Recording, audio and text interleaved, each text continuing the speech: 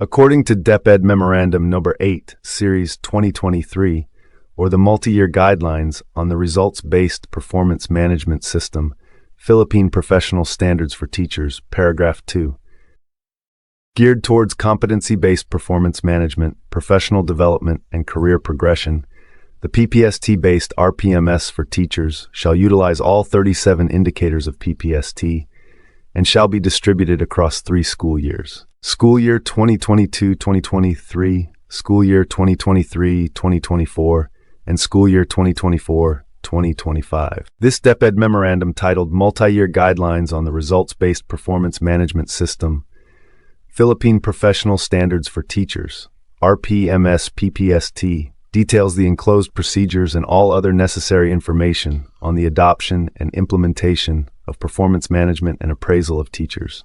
The tools, forms, and protocols stipulated herein are developed and modified to ensure that the measures of teacher performance throughout the next 3 school years are appropriate, adaptive, and relevant to capture teachers' actual performance, and are applicable to all contexts and scenarios faced by the schools adopting different learning modalities. Enclosure 2, paragraph 9, states that the 37 PPST indicators for both Proficient Teacher 1 to 3 and Highly Proficient Master Teacher 1 to 4 tools shall be divided across 3 school years, each with a total of 15 indicators, composed of Classroom Observable Indicators, COIs, Non-Classroom Observable Indicators, NCOIs, and the plus factor. Enclosure 4, paragraphs 17 and 18 state that, for school year 2022 to 2023, only 2 classroom observations are required, which shall be conducted in the last 2 quarters, 1 per quarter. For school year 2023-2024 and school year 2024-2025, 4 classroom observations are required, which shall be conducted once every quarter. Figure 5 provides for the schedule and distribution of the identified COIs that shall be observed across quarters for proficient teachers, while Figure 6 provides for the schedule and distribution of the identified COIs that shall be observed across quarters for highly proficient teachers.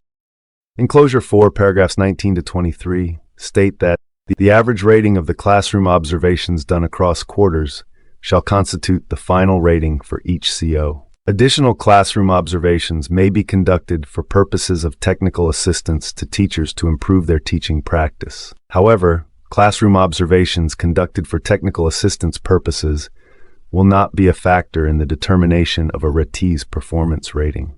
The purpose or objective of the observation shall be clearly stated prior to any scheduled classroom observation.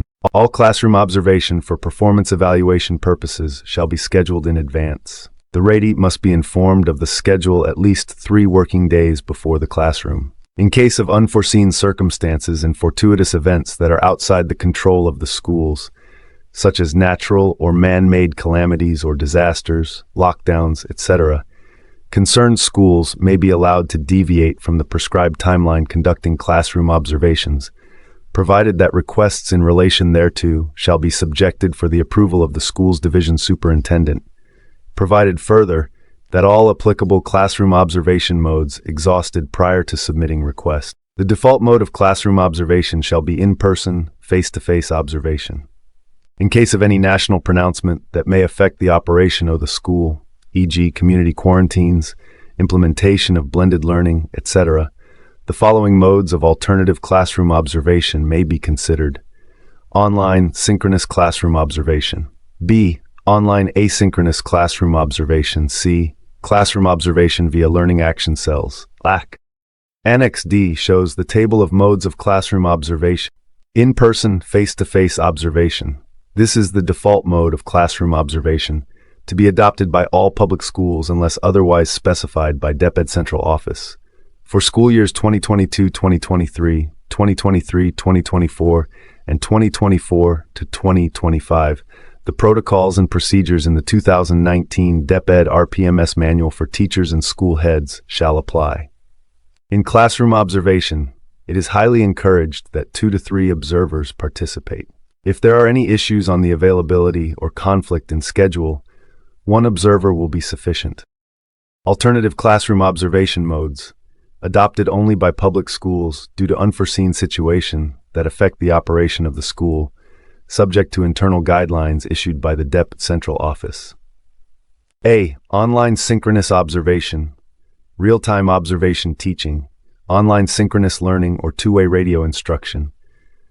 This is applicable to those teachers who will implement online synchronous learning or two-way radio instruction, regardless of the number of classes and learners. B. Asynchronous observation. This mode is applicable when option 1 is not possible.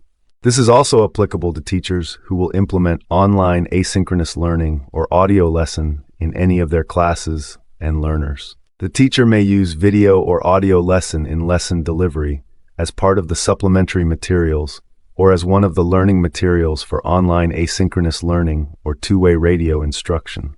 This must not be the same as the video lesson for TV-based instruction or audio lesson for radio-based instruction that the Central Regional Division Office procedures. A teacher can use any recording device to record themselves while teaching a lesson.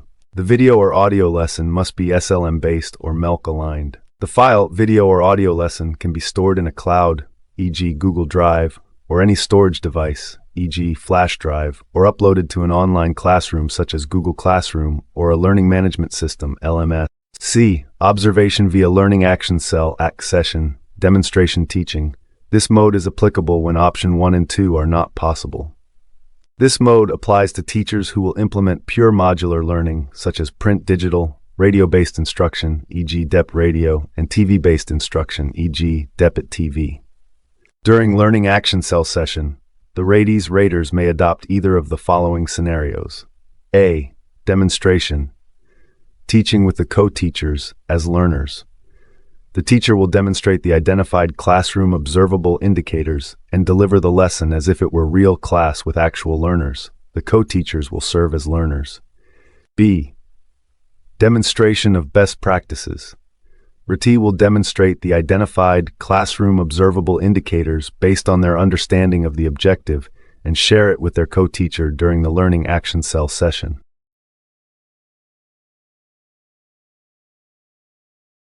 Processes during pre-observation. 1. Request copies of the DLP, DLL to WHLP and other materials to be used during the class, either soft and/or printed copy. 2. Provide the teacher a copy of COT RPMS rubric appropriate to the level of the teacher he or she will observe, either soft and/or printed copy. 3. Review the COT RPMS rubric appropriate to the level of the teacher he or she will observe. 4. Refer to the list of indicators expected to be observed in each observation period. 5. Schedule a conversation with the teacher to be observed via face-to-face, phone, social media, and/or any applicable online platform. 6.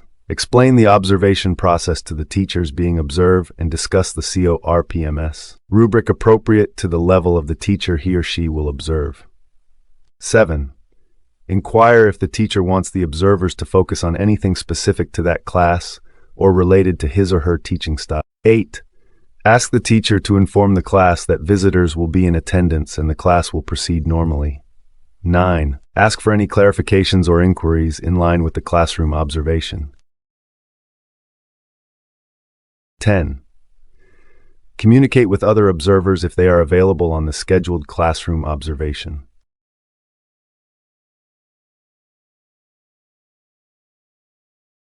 Processes during observation. Arrive at the designated classroom or join the virtual conference a few minutes before the observation.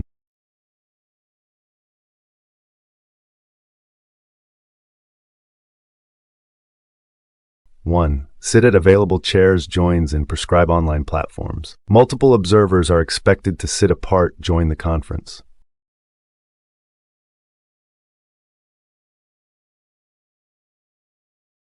To observe the class for at least 60 minutes, but is encouraged to stay longer if needed to complete a thorough evaluation.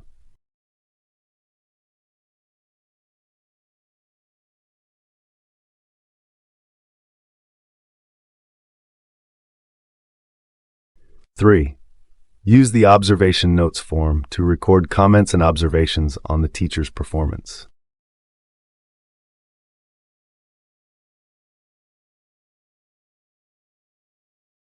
4. Observe the smallest detail and the big picture of teaching demonstration. 5.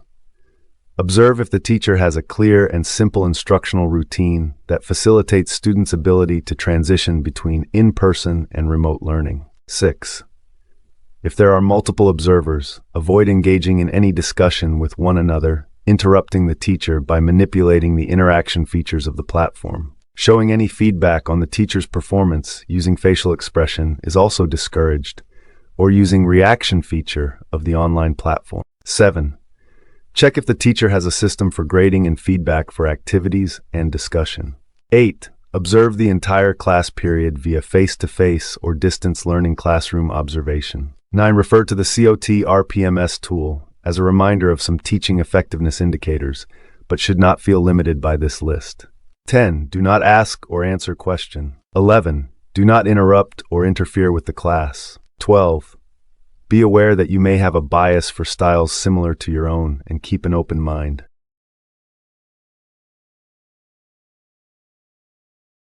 Processes during post-observation. 1. Thank the teacher and leave the room or virtual room immediately after observation.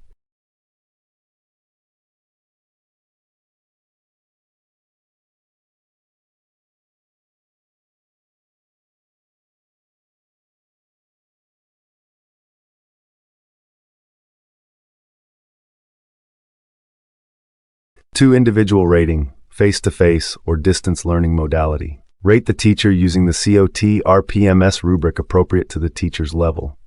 Only those indicators expected to be observed in an observation period, as specified in the table of list of indicators, must be given rating. If there are multiple observers, only the subject specialist is expected to rate indicator 1. If there is only one observer, he or she rates indicator 1.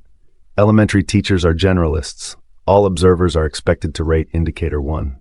3. Inter-observer agreement exercise, in case of multiple observers, meets all other observers face-to-face or virtual conference to discuss the individual ratings given. In case of different ratings, come up with a final rating. The final rating is not an average. It is a final rating based on reasoned and consensual judgment.